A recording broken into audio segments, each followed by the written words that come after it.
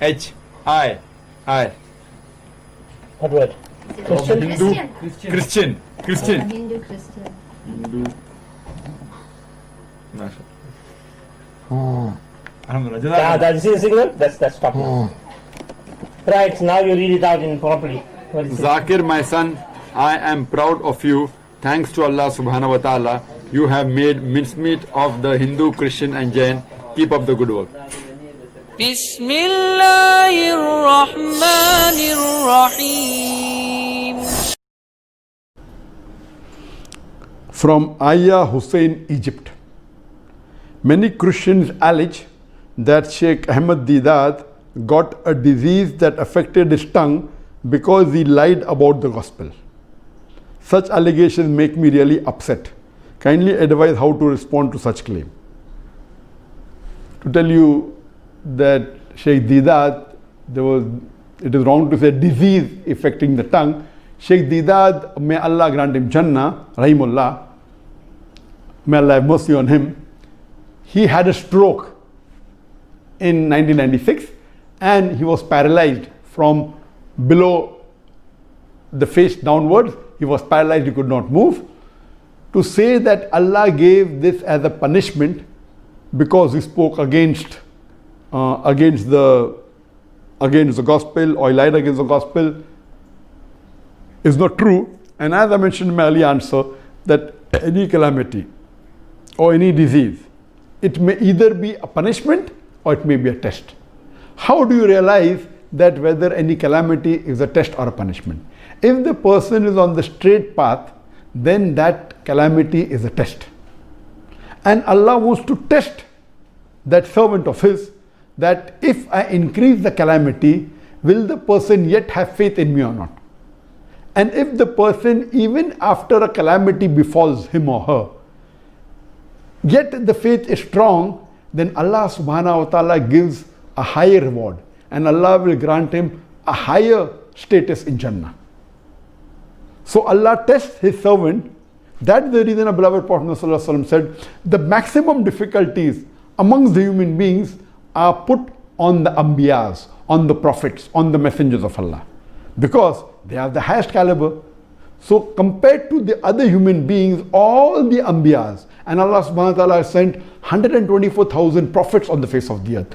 All these prophets were tested much more than a normal human being. That means they will get a much higher status in Jannah than the other human beings.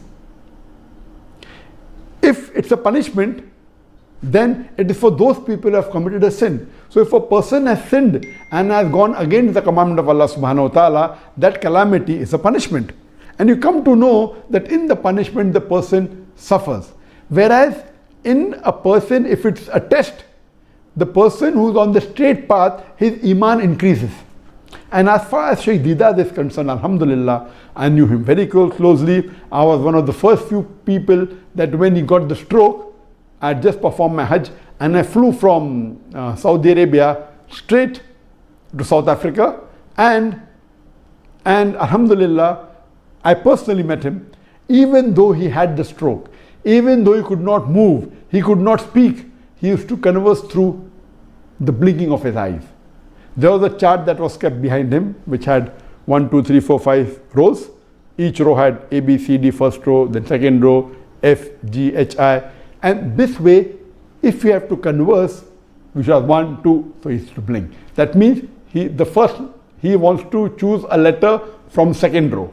Then from second row we start F, G, H, I. So I. So he blinks an I. So then I. So in this way, he could convey his message by spelling it out. And once you get used to it, you can do it very fast. So he used to converse even by the blinking of his eyes. And I know that even on bed, when he could not move, when he could not speak, he had did dawah.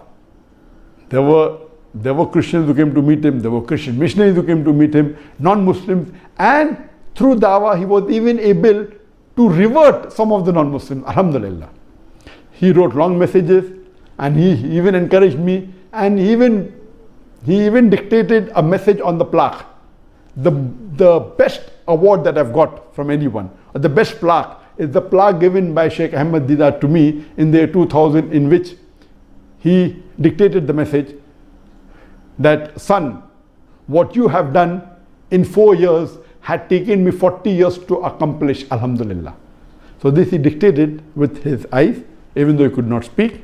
And that plaque really, mashallah, gave a lot of encouragement to me. And if there is a person who is responsible, who is a catalyst for me to change from a doctor of a body to a doctor of a soul, it is Sheikh Ahmad Deedat. And inshallah, even he will get all the thawab, that whatever little bit I've done in the field of dawah, may he get the thawab without reducing my thawab.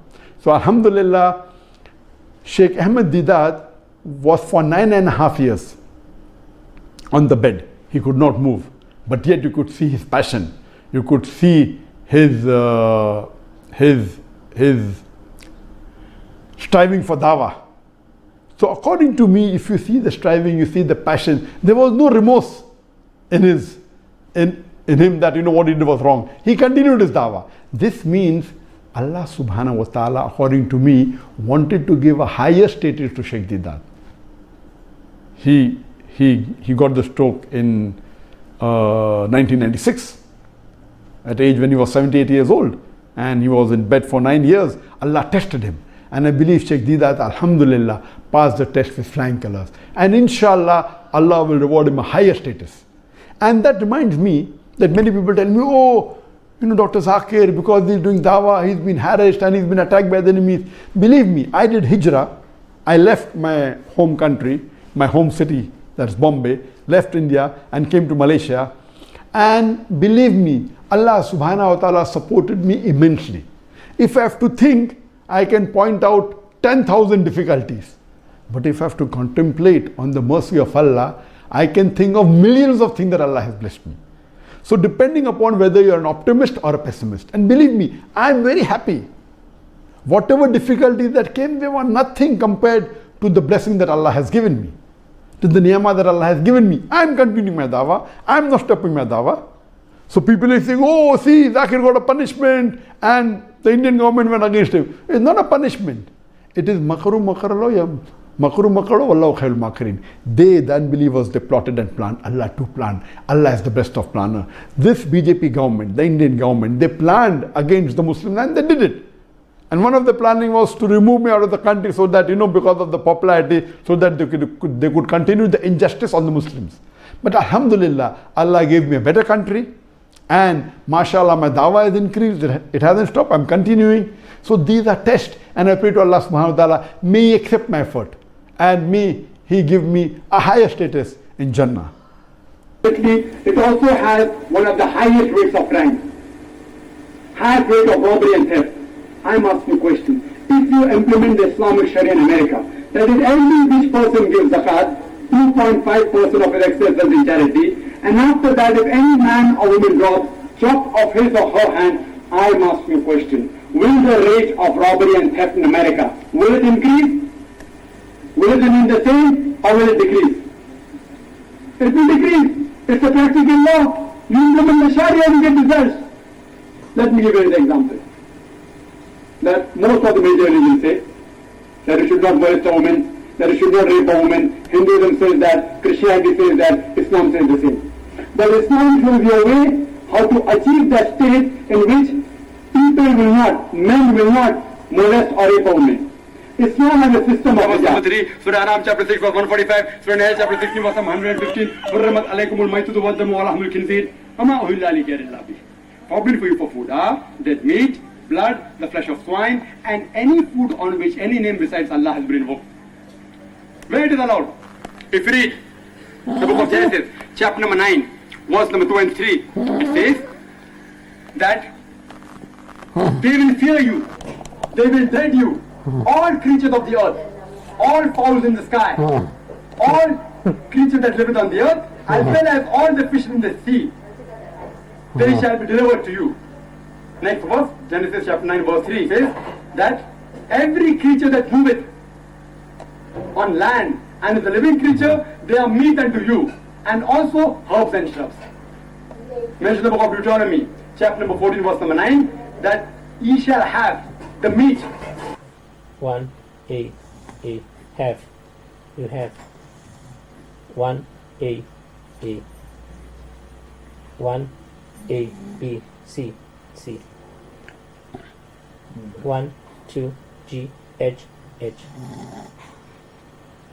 1, 2, G, H, I, me, 1, A, B, C, D, E, F. 40 years. 40 years?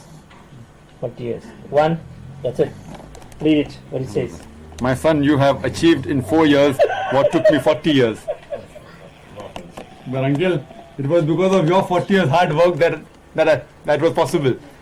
Because a person makes the basement first, and that takes time, and then the building comes up.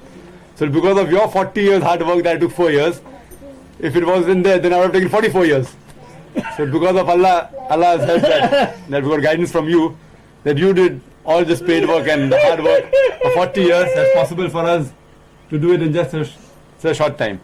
Jazakallah. So inshallah, Allah will reward you for everything. I mean, for all the people that love you and are doing just because of your inspiration.